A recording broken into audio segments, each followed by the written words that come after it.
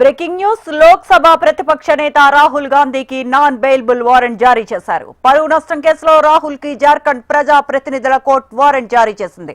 June 26న వ్యక్తిగత విచారణకు హాజరు కావాలని ఆదేశించింది.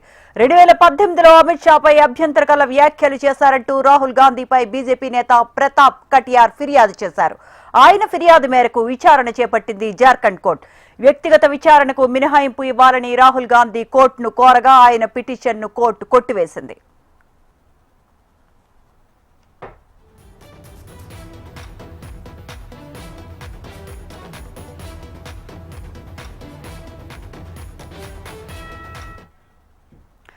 లోక్సభ ప్రతిపక్ష నేత రాహుల్ గాంధీకి నాన్ బెయిలబుల్ వారెంట్ జారీ చేశారు. పరువు నష్టం కేసులో ఇదే అంశానికి సంబంధించిన మరిన్ని అప్డేట్స్ మా ఢిల్లీ కరెస్పాండెంట్ ఆర్కే అందిస్తారు. RK, good afternoon. ఇక లోక్సభ ప్రతిపక్ష నేత రాహుల్ గాంధీకి నాన్ బెయిలబుల్ అరెస్ట్ వారెంట్ జారీ అయింది. ఒక్కసారిగా కాంగ్రెస్ శ్రేణులందరూ కూడా ఆందోళనకి గురయ్యారు. మరి జార్ఖండ్ ప్రతినిధుల కోర్టు నాన్ బెయిలబుల్ వారెంట్ ని జారీ చేసింది. ఒక పరువు నష్టం దావా కేసులో ఈ వారెంట్ ని జారీ చేయడం జరిగింది. జూన్ 26న ఆయన వ్యక్తిగతంగా విచారణకు హాజరు కావాలని చెప్పేసి కూడా న్యాయస్థానం ఆదేశించింది. 2018లో అమిత్ షా పై అభ్యంతరకరమైన వ్యాఖ్యలు చేశారని రాహుల్ పై బీజేపీ నేత ప్రతాప్ కటియార్ ఫిర్యాదు చేశారు.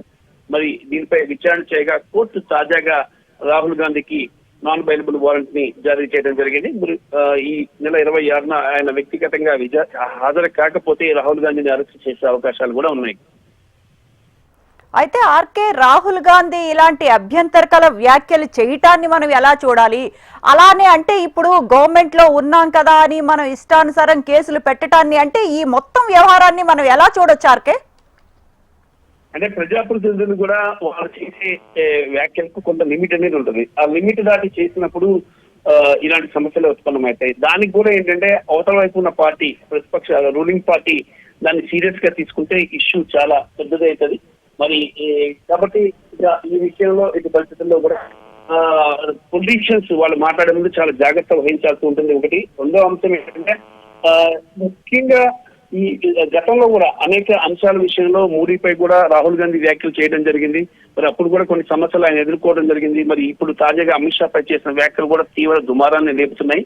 మరి దీంతో బీజేపీ శ్రేణులు ఆయనపై ఈ కేసు పెట్టడం జరిగింది. మరి కేసు పెట్టిన తర్వాత ఆయన కోర్టుకి హాజరు కాకపోవడంతో నాన్ బెయిలబుల్ వారెంట్ ఇష్యూ చేశారు.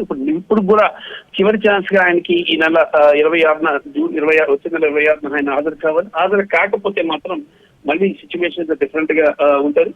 ఆయన్ని అరెస్ట్ చేసే అవకాశాలు కూడా ఉంటాయి. Right RK, thank you.